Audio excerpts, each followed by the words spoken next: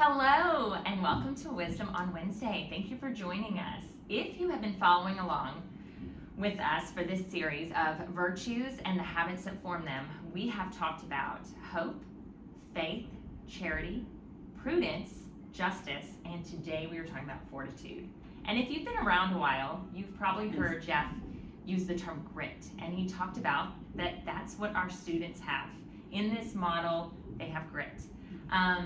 In addition to grit, can you share with us, Ellen, what exactly is fortitude? Sure, it's really enduring challenges with courage. And I love that C.S. Lewis called fortitude that virtue that's at the testing point of all the others. Mm-hmm. It's whether we keep on going and just digging in or whether we give up. And fortitude makes all the difference. It does. Yes. So can you give us, I think you have 3 tips, right? Mm-hmm. 3 ways that we can really encourage that fortitude and that courage in our children. Sure.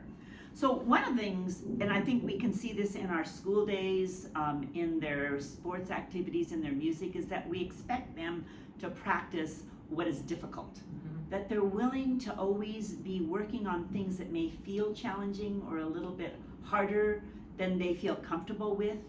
That our students get this sense of confidence that grows from being comfortable with the discomfort of growing. Mm-hmm. Because stretching is always uncomfortable. That's right. We don't know whether we're going to make mistakes or fail. And so getting our kids comfortable, it starts to feel good when you face these challenges that way. So just helping our kids develop this consistent practice over doing things that feel challenging. And that is really how we grow our academic skills, our virtues, our athletic, our music skills, and everything. That's right. And really the second area is to teach them to practice what is good and right.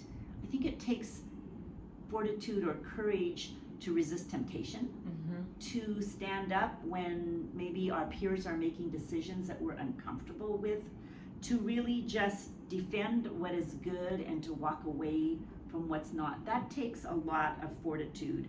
It's always easier for our children and for us to take the easier path. That's right. And fortitude is what keeps us on that path that is really for our best. And that's what we want. As we send kids out into the world, exactly, we want them to be able to have that courage to stand up for what is right.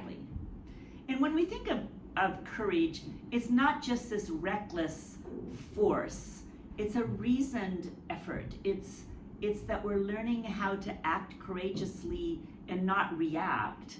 And so there's a patient piece that is involved with this, because sometimes when we face a challenge, it may not seem like we have an easy answer or any answer at all.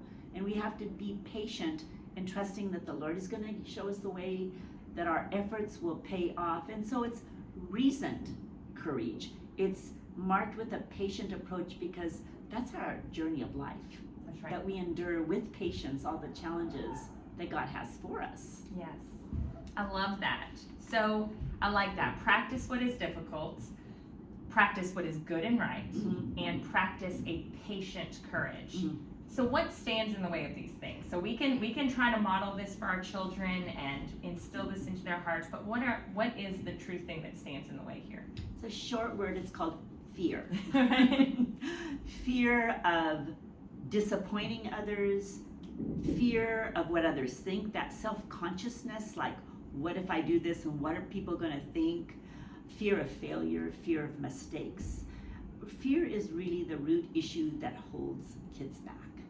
So honestly, that is what it is. Fear in all areas. And it's even true of us as parents. So fortitude, then, to sum it up, fortitude allows us to conquer that fear. Exactly. It allows us to do these hard things, and it allows us to conquer that fear. And in 2 Timothy, I always like to end with a verse. 2 Timothy says, "For God gave us a spirit not of fear, but of power and love and self-control." And fortitude is what gives us that love, ability to love and have that self-control. Yes. Thank you for joining us, and tune in next week as we talk about temperance.